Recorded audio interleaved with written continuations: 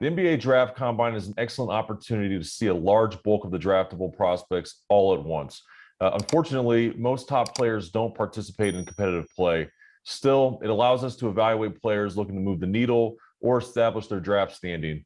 The NBA Draft Combine is also critical for prospects that are weighing out whether to stay in the draft or return to school. A few of the better athletes in this draft would be Jaden Ivey from Purdue, Shaden Sharp from Kentucky, Benedict Mathurin from Arizona, and Kendall Brown from Baylor. I'm looking forward to seeing their test results as that group of players is about as athletic as they come.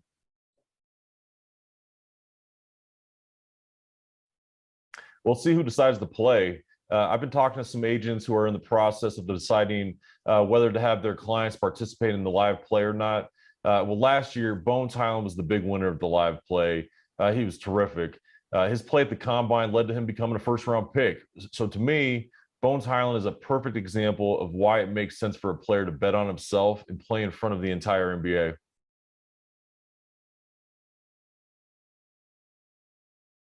I think some of the younger players that possess significant upside but might not have had the opportunity to fully show their stuff throughout the year. A few guys that come to mind are Peyton Watson from UCLA, Josh Minott from Memphis, J.D. Davison from Alabama, and Leonard Miller from Canada. I wouldn't be surprised to see any of these players go in the first round due to their raw talent, despite not being overly productive this past season.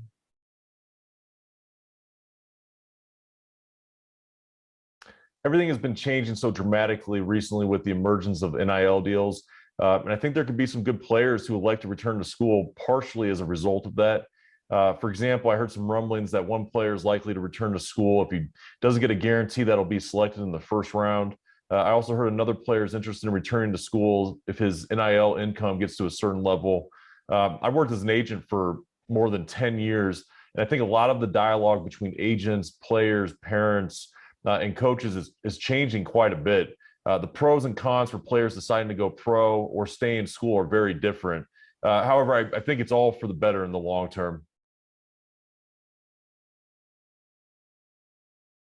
Every trainer has their own strategy, but generally, players are doing workouts comparable to what they'll do at the NBA Draft Combine and at workouts when they visit teams.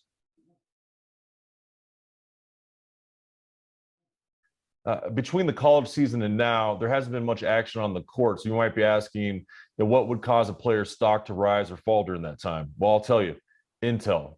NBA scouts, executives, and people like myself spend a lot of time talking to folks on the phone, trying to learn more about draft prospects. We're trying to learn more about players' character, work ethic, habits on and off the court, and things like that on these calls.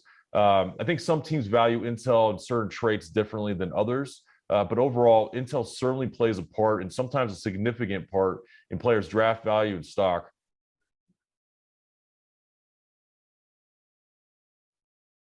My process is a little different from teams as I don't have to follow NBA rules or guidelines.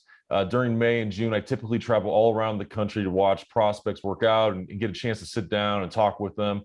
It's an essential part of my evaluation process, but it's also my favorite part. I spend years watching most of these guys develop, so it's neat to get an up close look at the players and get a chance to speak to them right before their dreams of being drafted come to fruition. It's something I don't take for granted. It's certainly a fun part of my job.